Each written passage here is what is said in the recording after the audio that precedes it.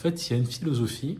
Vous savez, il y a un truc en fait avec les croyances, c'est que contrairement à ce qu'on pourrait penser, c'est nous qui choisissons nos croyances. En fait, il y a enfin, il y a certains sujets où c'est noir ou blanc, il n'y a qu'une seule réalité qui est possible. Si je te dis que le ciel est bleu pour tout le monde, il n'y a pas de débat. Sauf que le truc, c'est qu'il y a plein de sujets qui ne sont pas inscrits dans le marbre. C'est des sujets philosophiques, parfois des sujets religieux, mais ce que je veux faire comprendre, c'est que dès qu'il y a un sujet qui n'est pas inscrit dans le marbre, c'est là qu'on commence à parler de croyances.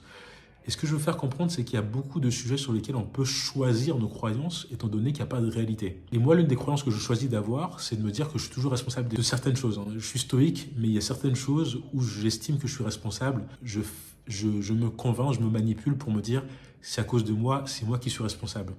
Je cherche pas à savoir si c'est vrai ou pas. Et c'est là qu'on parle de croyance. Je me manipule pour me convaincre que c'est vrai. Pourquoi? Parce que à partir du moment où vous estimez que quelque chose n'est pas forcément en votre ressort, simplement vous allez vous dédouaner. Et si vous n'êtes pas responsable de quelque chose, il n'y a pas besoin de vous améliorer.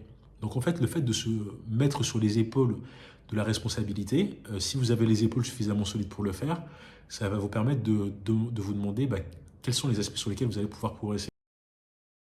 Clique ici pour accéder à la bibliothèque de l'auditeur junior. Tu vas pouvoir télécharger gratuitement tous mes guides pour réussir en audit.